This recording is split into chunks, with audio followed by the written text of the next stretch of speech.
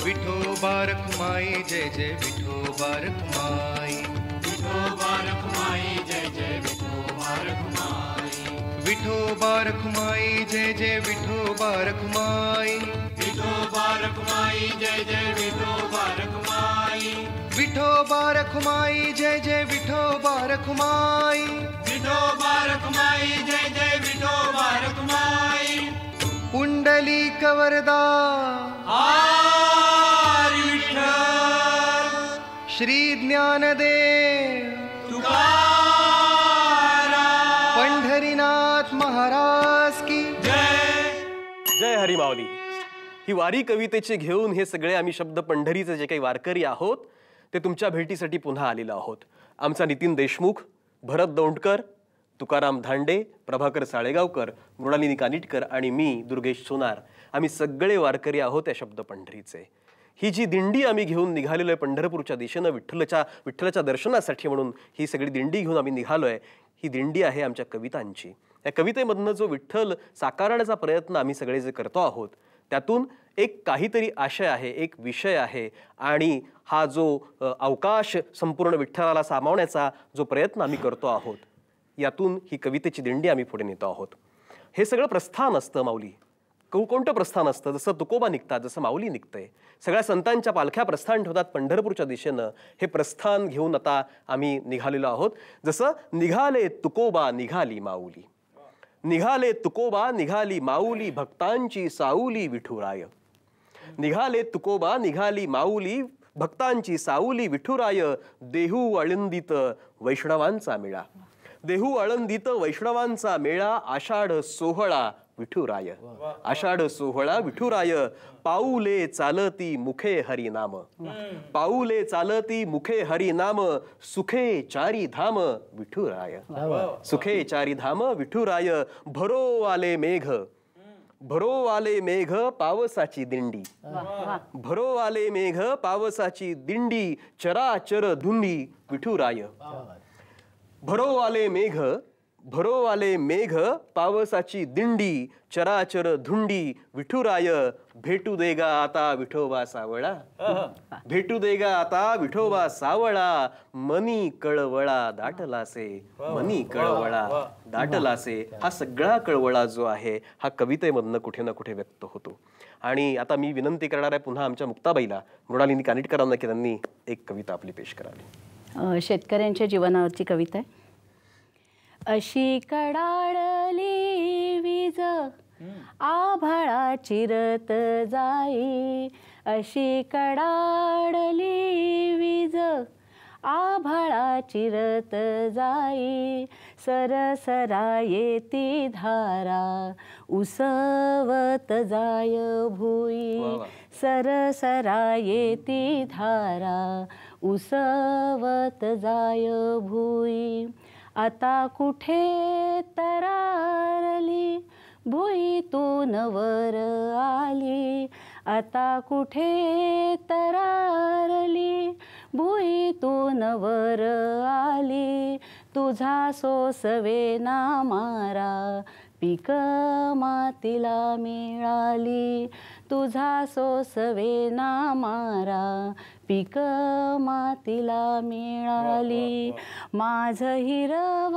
सपन माती मोल केलं बापा, माझं हिरव सपन माती मोल केलं बापा, ऋण डोईचं वाढत कसा सावरावा खोपा, हळदीच्या पावलांनी पोर उभी अंगणात, हळदीच्या पावलांनी पोर उभी अंगणात, कशी करू पाठवणी कशी बोलावू घरात, कशी करू पाठवणी कशी बोलावू घरात, अशी कशी जीव घेणी तुझी तराऊ फराटी, अशी कशी जीव घेणी तुझी तऱ्हा उफराटी, कुठे ओसंडे वावर, कुठे कोरडी हा काठी, कुठे ओसंडे वावर, कुठे कोरडी हा काठी. तुला बा कुणाची भीती, आला तरी गेला तरी, तुला बा कुणाची भीती, आला तरी गेला तरी. जन्मभर राबूनही बळी जातो शेतकरी, जन्मभर राबूनही बळी जातो शेतकरी. विठ्ठला बा घेई धाव, विठ्ठला बा घेई धाव, नेतरून माझी नाव, विठ्ठला बा घेई धाव, नेतरून माझी नाव. तुझ्या सावळ्या हातांनी सावर रे माझा गाव, तुझ्या सावळ्या हातांनी सावर रे माझा गाव. तुझ्या सावळ्या हातांनी सावर रे माझा गाव. ही शेतकऱ्याची व्यथा आहे आणि शेतकऱ्याला शेवटी आपल्या शेतामध्ये जो दिसतो तो विठ्ठलच दिसतो. आमचा सुप्याचा हनुमंत चांदगुडे सुद्धा हाच संदर्भ कसा पकडतो पहा. त्याला शेतीमध्ये त्याच्या रानामध्ये जो विठ्ठल दिसतो तो कसा दिसतो. बाप तुझ्या रानामधी विठू राखणीला येतो, बाप तुझ्या रानामधी विठू राखणीला येतो, गाणी ऐकता मोटेची वारा टाळ करी होतो. सोन सळी उन्हात गा, सोन सळी उन्हात गा, जन्म कोवळा हिरवा, चुडा लेऊनी फुलांचा झोंबे फांदीला गारवा. आणि हाच हनुमंत जो पुढे शेवटी लिहितो की हिरव्या पदराचा शालू, हिरव्या पदराचा शालू माती वाटे रखुमाई, हिरव्या पदराचा शालू माती वाटे रखुमाई, चंद्रभागेतील तीर्थ इथे पाटातून वाही. तर हे चंद्रभागेचं तीर्थ पाटातून वाहण्याचा सगळा जो अनुभव आहे हा शेतकऱ्यांच्या कवितेमध्ये कुठे ना कुठे येतो. आणि हाच धागा पकडून ज्याची कविता पुढे खरं म्हणजे जाते तो आमचा भरत दौंडकर. याला मी विनंती करणार आहे की त्यांनी एक कविता सादर करावी.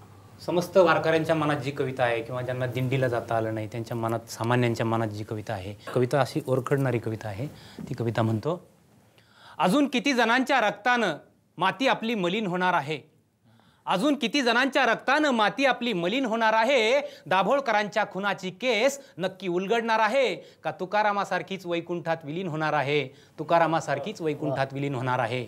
अरे वैकुंठात काय शोधता, वैकुंठात काय शोधता, खरं पुष्पक विमान तर इथंच आहे, माणसातच दडलंय पण रडारवर दिसत नाहीये, माणसातच दडलंय पण रडारवर दिसत नाहीये. अजून पण लिंबू मिरच्यांनीच भरले अंबर, अजून पण लिंबू मिरच्यांनीच भरले अंबर, त्याला काळ्या भावल्यांचं झुंबर आहे. परवा पानसरे, काल कलबुर्गी आणि उद्या आपल्या सगळ्यांचाच नंबर आहे, उद्या आपल्या सगळ्यांचाच नंबर आहे. अरे नुसते सीसीटीव्ही कॅमेरे काय उघडून बघता, जरा जिवंत माणसांचं अंतःकरण उघडून बघा ना. नुसतेच कसे बदलत गेले आहेत सीन, नुसतेच कसे बदलत गेले आहेत सीन, पण पडदे तेच आहेत. अरे फक्त गिधाडं बदलली, मुडदे तेच आहेत, मुडदे तेच आहेत. नखावर शाई लावून घेताना आपल्याला दिसत नाही त्यांचा अडकित्ता. आपला देश म्हणजे फक्त श्रीमंतांचीच महासत्ता आणि गरीब माणसं म्हणजे नुसता वरून सोडलेला कडीपत्ता, नुसता वरून सोडलेला कडीपत्ता. अन्न सुरक्षा विधेयकातला शिधा गोळा करून करून आधीच उखडून गेली होती अंतःकरणातली जमीन, आणि आता तर भुकेलाही मिळत नाही भाकरीचा जामीन. कुठेत अच्छे दिन, अच्छे दिनीतील या एका शब्दानं बघा ना किती जणांच्या स्वप्नांचे खून झाले. अच्छे दिन येतील या एका शब्दानं बघा ना किती जणांच्या स्वप्नांचे खून झाले. आधी आश्वासनांचे अकाउंट उघडले आणि नंतर आपल्या दुःखाचे अनुदान आपल्या खात्यावर जमा केले, आपल्या दुःखाचे अनुदान आपल्या खात्यावर जमा केले. अरे या देशाच्या इंद्रधनुष्यात आपल्या दुःखाचा एकही रंग नाही आणि तुम्ही रंगायची काय बात करता. आपण रंगायचं पण फक्त राशन कार्डांच्याच रंगात रंगायचं. आपण रंगायचं पण फक्त आधार कार्डाच्या आधारानेच रंगायचं. या भाकड गाईच्या गोठ्यात हक्कासाठी हंबरता हंबरता कळालंच नाही माणसाचं जनावर कधी झालं, कळालंच नाही माणसाचं जनावर कधी झालं, कळालंच नाही कुठून आली गळ्यात ही स्वप्नांची डिजिटल घंटी. अरे आज गुरांची छावणी झाली, उद्या माणसांची होणार नाही काय गॅरंटी, उद्या माणसांची होणार नाही काय गॅरंटी. इथल्या प्रत्येक शेतकऱ्याची आत्महत्या हा सुद्धा एक खूनच आहे, पण तो सिद्ध करता येत नाही. पण तो सिद्ध करता येत नाही, कारण आभाळावर कुठलाच FIR आणि मातीवर कुठलाच गुन्हा दाखल करता येत नाही. कुठलाच गुन्हा दाखल करता येत मातीवर कुठलाच गुन्हा दाखल करता येत नाही, ही जी व्यथा आहे ही भरतच्या कवितेमधनं वारंवार कुठे ना कुठे येत असते. हाच सगळा जो धागा आहे, हा सगळा जो विद्रोह आहे, हा खरं म्हणजे संतांच्याच कवितेमधनं आलेला आहे. अनेक संतांनी जे मांडलं कवितेमधनं तो सुद्धा एक बंडच होतं, ते सुद्धा एक विद्रोहच होता. जसं आमचा सिंधुदुर्गचा संजय गुरव थेट जाब विचारतो विठ्ठलाला. तो काय म्हणतो की आम्ही चालायचं मैलोन आम्ही चालायचं मैल, तू काय विटेवरनं हालायचं नाही. आम्ही चालायचं मैल, तू काय विटेवरनं हालायचं नाही. पांडुरंगा हे असं चालायचं नाही, पांडुरंगा हे असं चालायचं नाही, अशी जाब विचारणारी ही आता कवींची पिढी आहे. आणि हा सगळा वारसा हा संत कवींनी दिलेला आहे. याच वारशाला पुढे नेणारी ही आमची वारी कवितेची नितीन देशमुखला मी विनंती करतो की त्यांनी पुढची कविता पेश करावी. तू सुगीशी वैर केले वावरान, उंबरा माझ्या घराचा दिन झाला. मृत्तिकेने गर्भपिशवी काढली की पावसाचा शुक्रजंतू क्षीण झाला. इतकी फाट आणि फार विचित्र अवस्था आहे. एक गझल सादर करतो. जीव पेरला मातीमध्ये, जीव पेरला मातीमध्ये, पत्थर छातीवरती. जीव पेरला मातीमध्ये, पत्थर छातीवरती.